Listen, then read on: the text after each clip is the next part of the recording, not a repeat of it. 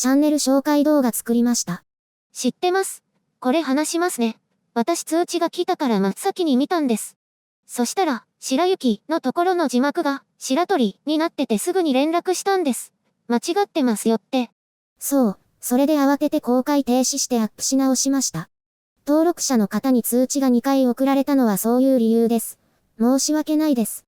白鳥のアイコンを書いていたからか、ついつい白鳥にしてしまったようです。チェックで見落としました。あんな動画作る必要ありますか？ YouTube が未登録者向けにチャンネルのトップページに載せなさいと推奨してるんです。だから必要です。チャンネル登録者には関係ないっていうことですか？もう内容については知っているからそういうことになりますね。でも少しは楽しんでいただけたらと思います。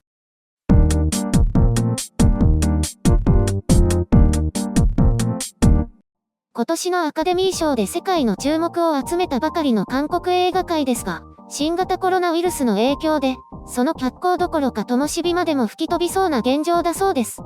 韓国の映画プロデューサー、映画監督などの組合を含めた11の団体や劇場関係者は映画産業の崩壊を食い止めるよう、政府に支援策を要求しました。コロナ対策映画連帯会議という団体は声明文を発表しています。この文は各ニュースサイトの記事に掲載されています。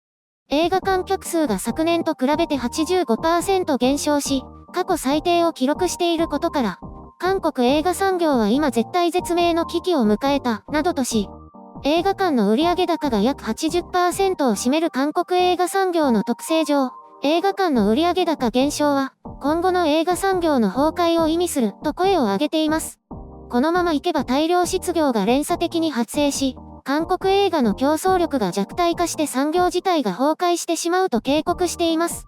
政府には他業種と同様の特別雇用支援業種への指定、映画産業のための金融支援、政府が支援予算を編成し、映画産業発展基金への支援を緊急投入しなければならないと要求しています。韓国政府は旅行、観光宿泊、観光輸送、公演の4つの業種に対しては特別雇用支援業種指定を告示していますが、映画業界はこれに当てはまらず、政府に完全に無視されていると声を上げています。米国も似たような状況のようです。米国では大手劇場チェーンが6週間から12週間の劇場閉鎖をするとしていて、映画産業の主要な収入源が失われています。大作の映画公開は次々と延期され、撮影も中断しているのが現状です。映画産業の動き自体が世界的に停止しています。編集所感。編集所感。この題材を選んだ時に、まず日本はどうなのかというところが気になりました。実態はともかくとして、ネットを見る限りではまだ映画業界に混乱は起きていないようです。Yahoo ニュースでコラムを連載している映画ジャーナリストの斉藤博明氏によると、日本はほぼ通常に近い状態、とのことです。この方のことは全く存じませんが、他のコラムをさっと見ても、映画に対して的確な見方をしているように感じました。さておき、韓国の映画界はまさに連鎖倒産、連鎖崩壊の様相を呈しているようです。パラサイト、現代、寄生虫がオスカーを取った時に、ムン・ジェイン大統領は手厚い支援を約束するとしていました。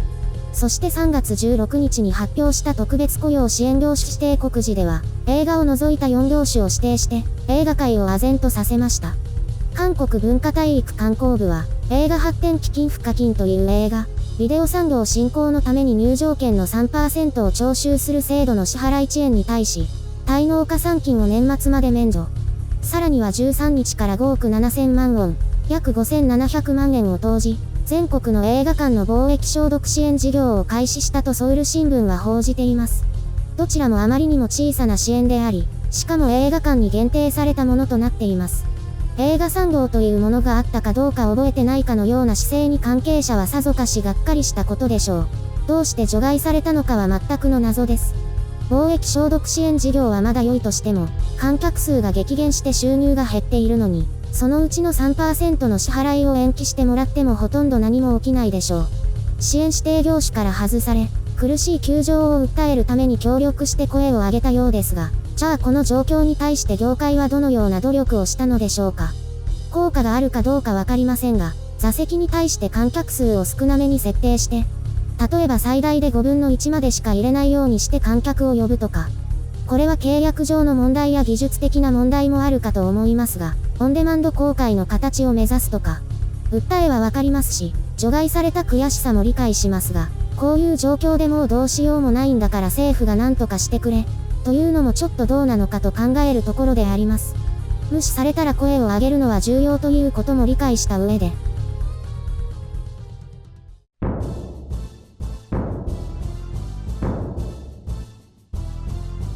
なんだか韓国の映画業界も大変ですね。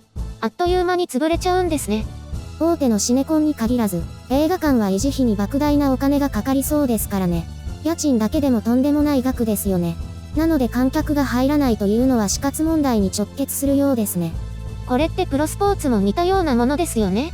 観客が入らないとお金が入らないという点では。日本では J リーグの鳥栖が存続危機だとかニュースになっていましたね。でもプロスポーツはスポンサー収入が大量にありますから、チケット収入の占める割合が映画とは違うんだと思います。苦しいことは同じでしょうけれど。そうか。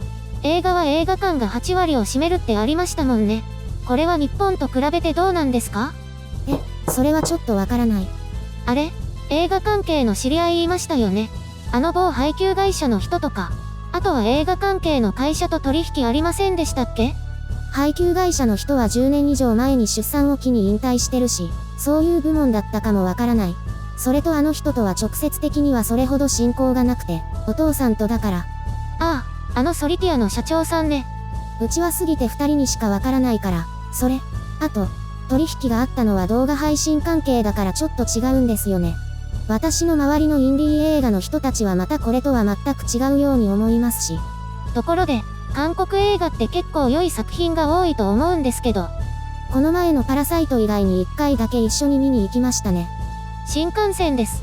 高速鉄道の列車内でゾンビになっちゃうっていう。なんか笑えたけどお金損したなって感じのする。でも結構良かった方だと思いますよ。最後がちょっとだれたけど。だれたこととちょっと納得のいかない終わり方だったような記憶はある。普通の映画が3つの山場があるとしたら、韓国映画って4つ作るんですよね。その3つ目で盛り上がって、見ている方としては終わった感があって、このまま終わるかと思ったら最後の波が来るっていう。そのせいで映画全体の時間も長くなって、しかも3つ目の終わった感が来てから最後の波までが結構長くて、4つ目の頃にはもう疲れているんです。それいつも言っていますよね。でも的確な指摘だと思います。良い映画は多いように思えるけど、それってきっと氷山の一角で、結局どこの国の映画も良い作品だけ見たら映画産業が発展してるなと勘違いすると思うんだけど。まあそうですね。では支援の話に戻します。映画産業はなぜ特別支援業種から外されたんでしょうか？政府が忘れてたんでしょうね。なので今回の訴えは意味があるのかなと思います。もしくは政府は他の業界と違って何かもっと工夫ができると考えていて、それをやらずに騒いでいるだけとみなしているかもしれません。今後の対応で政府の考えがわかりますね。もし忘れていたんだとしたらひどいですよね。ムン・ジェイン大統領。パラサイトの監督と会った時にあれだけ韓国の誇りだと褒めたたえていたのにこの扱いじゃね。あの時芸術家の失業手当について話していたのに。何もしなければ選挙の票にも影響するから慌てて対策を取ると予測します。やはり票目当てですか？一番大事でしょ。パククネ大統領の時と違って映画界には寛容ですから味方につけておけば票は集まると思いますよ。今は選挙活動もろくにできないので、思い切ったポピュリズム政策を打ちまくって選挙へアピールすることが重要です。おかげでコロナウイルス対策が後手になっても支持率を回復させているんですから。だったらなぜ最初に外したんでしょうね。本当にみんなが忘れていたのかも。かわいそうに。そして、キムファミリーのことも話して良いですか？あれね、どうぞ。紹介動画の中で、最初2人を蹴り飛ばすっていう内容になっていたんです。でも、もし北の人たちが見たら大変なことになるからって私が止めたんです。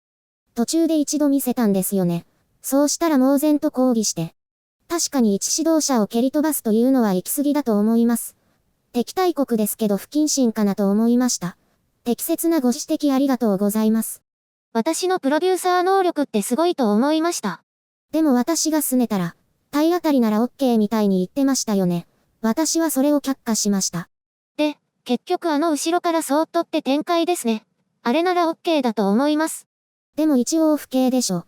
ほら、国はお笑いだからと言って許してくれないですからね。でもまた一つチャンネルとしてやることを終えて、改めてエンドクレジット制作に進めると思います。それって必要ですか？今みたいに暗転でいいじゃないですか。制作に携わってくださった方の名前を出しておこうかなと思って。私はあくまで時間の無駄だと主張します。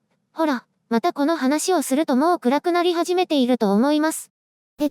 これを書いている時点ではわからないんですけど、そろそろそういう時間ですよね。昨日も結局動画を作っていたから他の動画をアップで。ほら、ここでいるんですよ、クレジット。そうですか？今都合が悪くなったから切りませんでした？